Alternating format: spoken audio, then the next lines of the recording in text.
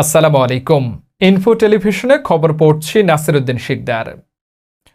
গাজীপুর মাটি ও মানুষের নেতা সাবেক মন্ত্রী অধ্যাপক এম মান্নান এর স্মরণে প্রীতি ফুটবল ম্যাচ আয়োজন করা হয়। উক্ত ফুটবল ম্যাচটি শুভ উদ্বোধন করেন মঞ্জুরুল করিম রনি।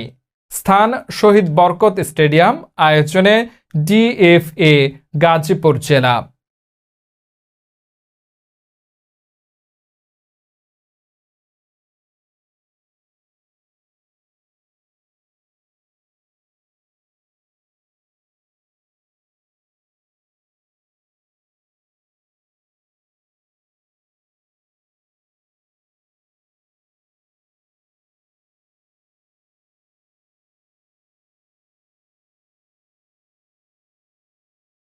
এতক্ষণ ইনফো টেলিভিশনের সাথে থাকার জন্য সকলকে ধন্যবাদ।